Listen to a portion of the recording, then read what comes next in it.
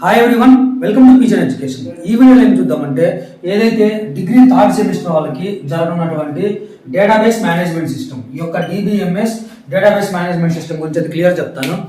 మీరు ఎవరేం వరి అవ్వద్దు. నేను ఈ వీడియో అయిపోయేసరికి ఖచ్చితంగా మీలో ఒక పాస్ అవుతారని నమ్మకం అయితే నేను తీసుకొస్తాను. కాకపోతే మీరు ఎలా చేయాల్సింది ఏంటంటే నేను ఏదైతే చెప్తానో అవి కనుక సక్రమంగా కనుక పాటించినట్లయితే సరిపోతుంది. దానికోసం కీ పాయింట్స్ ఈ వీడియోలో నేనేం డిస్కస్ చేయబోతున్నాను మీతోటి. ఫస్ట్ అసలుకి ఇంపార్టెంట్ క్వశ్చన్స్ చెప్తాను, దాంతో పాటు అసలు ఏ విధంగా ప్రిపేర్ అవ్వాలి చెప్తాను. వీటన్నిటికన్నా ముందు 1 or 2 minutes అసలుకి ఈ యొక్క ఫస్ట్ ఈ డేటాబేస్ మేనేజ్మెంట్ గురించి మీకు ఎక్స్ప్లెయిన్ చేస్తాను. ఆ తర్వాత రాని క్వశ్చన్స్ వదిలేకుండా ఓన్గా ఎట్లా రాయాలి, ఇట్లా ఈ కీ పాయింట్స్ మొత్తం ఇంపార్టెంట్ యాట్రిబ్యూట్స్ అన్ని ఈ ఇంపార్టెంట్ కీ పాయింట్స్ మొత్తం గురించి అయితే నేను ఈ వీడియోలో మీకు డిస్కస్ అయితే చేస్తాను. ఇంకా వీడియోలో కనుక వెళ్ళిపోయినట్లయితే ఇంకా మన ఛానల్ కనుక ఎవరైనా సబ్స్క్రైబ్ అని చేసుకోకపోతే దయచేసి చాలా మంది అయితే చూసి వెళ్ళిపోతున్నారు, సబ్స్క్రైబ్ అయితే చేసుకోవట్లేదు. తప్పకుండా సబ్స్క్రైబ్ చేసుకుని అయితే వీడియోకి అయితే వాచ్ చేయండి, నాకు ఎంకరేజ్మెంట్ ఉంటుంది. అది ఇంకా నెక్స్ట్ ఈ యొక్క డిగ్రీ థర్డ్ సెమిస్టర్లో జరగనున్నటువంటి డేటాబేస్ మేనేజ్మెంట్ సిస్టమ్కి మాట్లాడుకోవాల్సి వస్తే నేను అందరిలా ఓన్లీ ఇంపార్టెంట్ క్వశ్చన్స్ చెప్పేటట్లయితే దానివల్ల మీకు పెద్దగా యూజ్ ఉండదు. కానీ ఆ ఇంపార్టెంట్ క్వశ్చన్స్ అవి ఎట్లా రాయాలి వీటన్నిటి గురించి మాట్లాడే ముందు అసలు ఫస్ట్ ఈ డేటాబేస్ మేనేజ్మెంట్ గురించి ఒక 3-4 నిమిషాలు మాట్లాడే ప్రయత్నం చేస్తా. అదేంటంటే ఫస్ట్ అసలు ఈ డేటాబేస్ మేనేజ్మెంట్ అంటే ఏంటంటే ఏదైతే డేటాని మేనేజ్ చేసేటువంటి ఒక సిస్టమ్, దాంట్లోనే ఉంటుంది మనకి ఆ షార్ట్ ఫామ్స్ లో database management system. For example ఇప్పుడు ఫ్లిప్కార్ట్ ఓపెన్ చేసినావు, నువ్వు ఫ్లిప్కార్ట్ ఓపెన్ చేసినామంటే నీకు బయటికి స్ట్రక్చర్ బాగానే కనపడుతుంది, ఇది ఫ్లిప్కార్ట్ అనే రంగులు కనపడుతుంది, దాని లోపల ఏం ఐటమ్స్ ఉన్నాయి ఇవన్నీ. కానీ దాని బ్యాక్ ఎండ్ లో జరిగేటువంటి ఏదైతే వర్క్ ఉంటుందో ఆ బ్యాక్ ఎండ్ మొత్తం ఈ డేటాబేస్ మేనేజ్మెంట్ వర్క్ జరుగుతుంది. క్లియర్గా అర్థం చేసుకోండి ఫస్ట్. ఎందుకంటే ఇప్పుడు నేను ఏదైతే మాట్లాడుతున్నానో ఇది మీకు ఒక ఎస్ఐ క్వశ్చన్ వస్తుంది, అదే ఈ ఫస్ట్ క్వశ్చన్ లో మీరు నేను చెప్పే పాయింట్స్ మీరు యాడ్ చేసుకోవచ్చు. అందుకని చెప్తున్నా ఇది డేటాబేస్ మేనేజ్మెంట్ అనేది బ్యాక్ ఎండ్ వర్క్. ఫస్ట్ అసలు బ్యాక్ ఎండ్ వర్క్ అంటే ఏంటిది?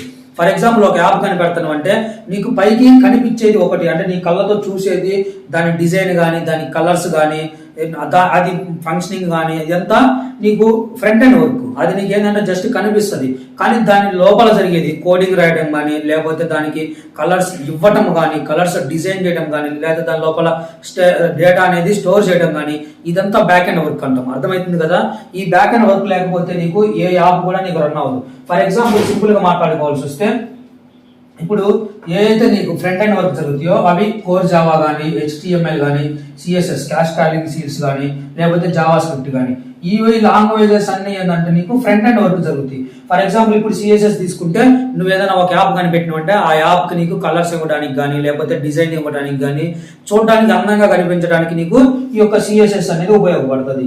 HTML ఇవన్నీ కూడా నీకేంటంటే ఫ్రంట్ ఎండ్ వర్క్, దానికి పై భాగంకి నీకు సర్వర్స్ రన్ చేయడానికి కానీ వీటికి మొత్తానికి ఫ్రంట్ ఎండ్ వర్క్ అనేది జరుగుతుంది. కానీ నీకు ఇప్పుడు ఆ యాప్ రన్ అవ్వాలన్నా లేకపోతే దాని లోపల డేటా, ఫర్ ఎగ్జాంపుల్ ఇప్పుడు నువ్వు అది యాప్ కనిపెట్టినా వెబ్సైట్ అయినా ఏదైనా నీ దాని లోపల డేటా లేనప్పుడు నీకు బయటికి ఎంత అందంగా కనిపించినా అది వేస్ట్ అవుతుంది.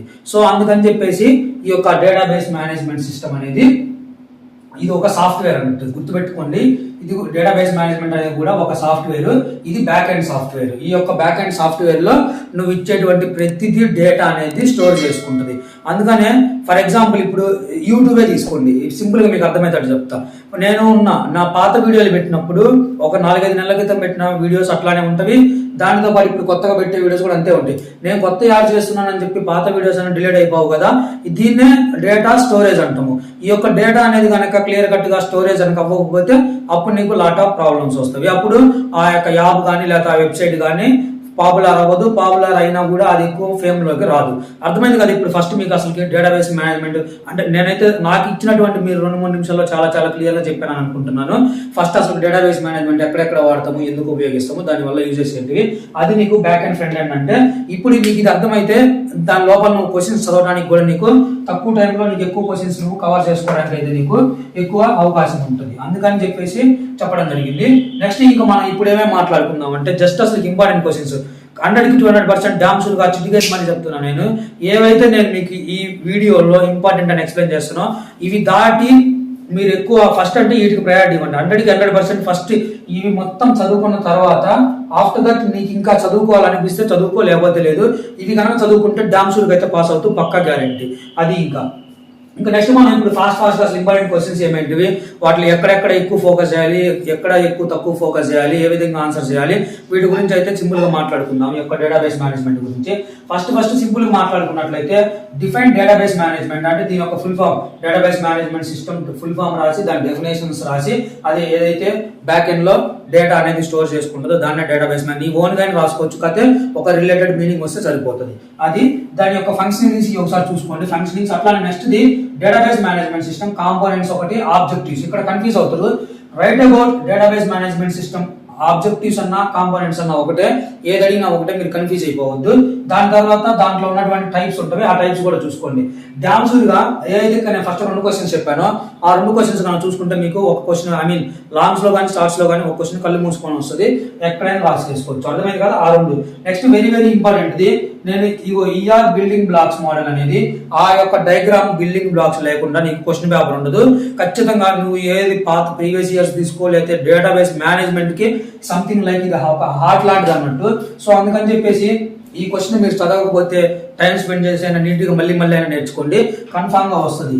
ఈ యొక్క ఈఆర్ బిల్డింగ్ బ్లాక్ మోడల్ అనే క్వశ్చన్ అయితే ఒకసారి చూసుకోండి. After that next very important ఇది కూడా different types of keys in database management system. Nearly 3 types అట్లా ఉంటవి. ఆ యొక్క కీస్ ఏమేంటివి, వాటిని ఎందుకు ఉపయోగిస్తారో ఆ క్వశ్చన్ చూసుకున్నట్లయితే మనకి ఈ యొక్క డేటాబేస్ మేనేజ్మెంట్ సిస్టమ్ లో ఫస్ట్ వెరీ ఇంపార్టెంట్ 4 క్వశ్చన్స్ అయితే మనకి ఇప్పటి వరకు కంప్లీట్ అవుతాయి. ఆఫ్టర్ దాట్ ఇంకోటి ఇక్కడ హెడ్ మార్క్ లో రాసా, దీని గురించి మీరు కన్ఫ్యూజ్ అవ్వద్దు. లాస్ట్ లో అవి కూడా ఎక్కడ ఉపయోగపడతాయి, ఎంత స్కోరింగ్ ఉపయోగపడతాయి కూడా ఎక్స్ప్లెయిన్ అయితే చేస్తాను. ఇంకా మన ఛానల్ ఎవరైనా సబ్స్క్రైబ్ చేసుకోకపోతే తప్పకుండా అయితే సబ్స్క్రైబ్ అయితే చేసుకోండి. అట్లానే వీడియోకి అయితే లైక్ చేయండి. ఇంకా నెక్స్ట్ మనం చూసుకున్నట్లయితే ఇప్పటి వరకు ఒక పార్ట్ అయితే ఇక్కడ నుంచి ఇది సెకండ్ హై లెవెల్ ఇంపార్టెంట్ అన్నట్లు. అవి explain what is SQL and components and different types. ప్రతి ఒక్క దాంట్లో మీరు గుర్తుపెట్టుకోండి. నీకు గమనించినట్లయితే ఎక్కడైనా నీకు ఈ యొక్క టైప్స్ అనేది లేకుండా నీకు ఈ యొక్క డేటాబేస్ మేనేజ్మెంట్ సిస్టమ్ అనేది కంప్లీట్ అవుతుంది. ఎందుకంటే ఇది అన్ని స్టోరేజ్ రిలేటెడ్ కాబట్టి స్టోరేజ్ లో నెంబర్ ఆఫ్ టైప్స్ ఉంటాయి. సో అందుకని మీరు ఏ క్వశ్చన్ చదువుతున్నా దాని డెఫినేషన్, దాని మీనింగ్, దాని టైప్స్ ఖచ్చితంగా నేర్చుకోండి. మీకు అట్లీస్ట్ ఓన్ గా రాయడానికైనా మీకు హెల్ప్ అవుతుంది. అది ఇంకా ఇంతవరకు చూసుకున్నట్లయితే ఎక్స్ప్లెయిన్ వాట్ ఈస్ ఎస్క్యూఎల్ అంటే ఏంటి, దాని కాంపోనెంట్ కమాండ్స్ ఏమేంటివి, కమాండ్స్ అంటే నేను క్లియర్ తర్వాత ఎక్స్ప్లెయిన్ చేస్తా. అండ్ డిఫరెంట్ టైప్స్ ఏమేమి ఎన్ని రకాలు ఉన్నాయో చూసుకోండి అంతవరకు. After that very important the attribute. What is attribute, attribute అంటే ఏంటి, దాని డెఫినేషన్ మొత్తం రాసుకున్న తర్వాత అవి ఎన్ని రకాల యాట్రిబ్యూట్స్ ఉన్నవి, అవి ఎందుకు ఉపయోగపడతాయి అది ఒకసారి చదువుకోండి. Next very important the what is entity. Entity అంటే ఏంటిది, డిఫరెంట్ టైప్స్ ఆఫ్ సేమ్ ఇది యాట్రిబ్యూట్ లాగానే యాట్రిబ్యూట్ అండ్ ఎంటిటీ 2 కంబైన్ చేసుకుంటే పక్కన చదువుకోండి. మీకు అప్పుడు సింపుల్ గా 2 వస్తాయి. ఎక్కువ టైం మీరు ఒకదానికి ఒకటి రిలేషన్ పెట్టుకొని చదివారు కాబట్టి మీకు ఎక్కువ టైం గుర్తుంటుంది. అది ఇంకా ఆఫ్టర్ దట్ వెరీ ఇంపార్టెంట్ ఈ యొక్క 8 and 9 చూసుకున్నట్లయితే ఈ రెండింటిలోంచి ఖచ్చితంగా ఒక క్వశ్చన్ వస్తుంది. What is cursors. కర్సర్స్ అంటే ఏంటిది, ఆ యొక్క కర్సర్స్ అనేవి ఎన్ని రకాలు ఉంటుంది అదొకటైతే. Next what is trigger. Trigger అంటే ఏంటిది, ఆ ట్రిగర్ యొక్క ఎన్ని రకాలు, అట్లా దీంతో పాటు ఫంక్షన్స్ కూడా చూసుకోండి. ఎందుకంటే ఇన్ కేసు ఎప్పుడైనా ప్రాపర్ మనకి డిఫికల్ట్ గా ఇవ్వాలన్నా అట్లాంటి టైంలో ఇట్లాంటి ఫంక్షన్స్ కూడా అడుగుతారు. సో ఈ రెండింటిలో నుంచి ఒక క్వశ్చన్ వస్తుంది. ఇంకా లాస్ట్ లో ఇంపార్టెంట్ చూసుకున్నట్లయితే ఈఆర్ రెడ్యూసింగ్ యూజింగ్ టేబుల్. అర్థమైంది కదా, ఇక్కడేమో ఈఆర్ బిల్డింగ్ బ్లాక్స్ మోడల్ ఇది సపరేట్ ఉంటుంది. మీరు కన్ఫ్యూజ్ అయిపోయి ఒకదానికి ఒకటి ఆన్సర్ అయితే రాయొద్దు. ఇదేమో ఈఆర్ రెడ్యూసింగ్ టేబుల్ ఒకటి. ఈ 2 క్వశ్చన్స్ ఈఆర్ రిలేటెడ్ డయాగ్రామ్స్ కి ఒకసారి చూసుకోండి. నెక్స్ట్ ఇంకా ఇప్పటి వరకు ఎస్క్యూఎల్ చూసావు, కానీ ఇంకోటి ఏంటంటే పిఎల్ కి ఎస్క్యూఎల్ కి డిఫరెన్సెస్ చూసుకోండి. పిఎల్ కి ఎస్క్యూఎల్ కి డెఫినేషన్స్ చూసుకోండి. క్లియర్ గా చెప్తున్నా, డెఫినేషన్స్ చూసుకోండి, వాటి యొక్క మీనింగ్స్ చూసుకోండి, దాని యొక్క మధ్య డిఫరెన్సెస్ చూసుకోండి. ఇంకా రిలేటెడ్ టు పిఎల్ కి ఎక్కువ ఇన్ఫర్మేషన్ అయితే తెలుసుకోండి.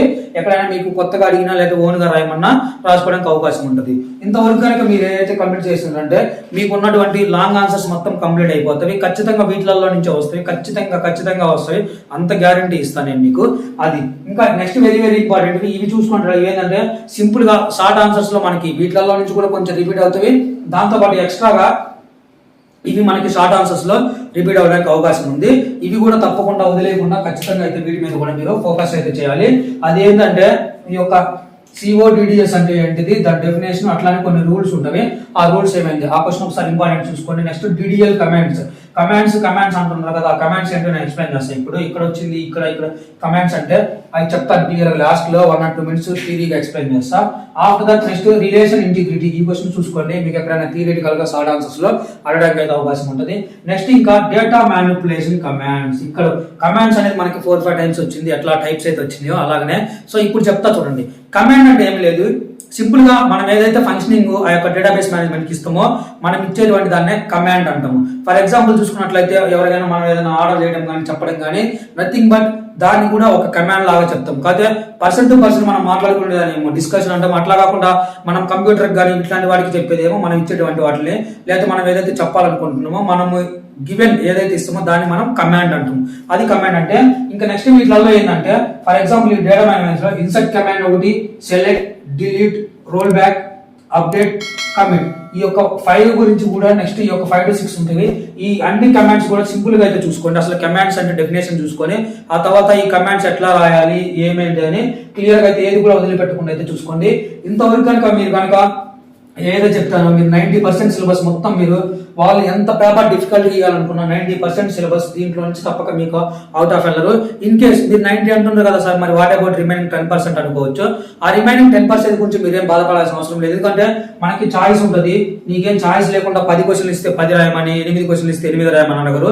సో అందుకని చెప్పేసి నువ్వు రిలాక్స్ గా సింపుల్ గా ఏవైతే నేను ఎక్స్ప్లెయిన్ చేసినానో ఫస్ట్ వీటిలో నుంచి మొత్తం క్లియర్ కట్ గా నిదానంగా టైం అయినా పర్లేదు కంప్లీట్ గా నేర్చుకున్న తర్వాత ఆఫ్టర్ దట్ మీరు ఇంకా నెక్స్ట్ వాటికి వెళ్ళండి. ఇంకొక కీ పాయింట్ ఏంటంటే ఈ యొక్క డేటాబేస్ మేనేజ్మెంట్ సిస్టమ్ లో మీరు ఎక్కువ మార్క్స్ కనుక స్కోర్ చేయాలంటే అక్కడక్కడ మీకు రఫ్ డయాగ్రామ్స్ అనేవి ఉంటాయి.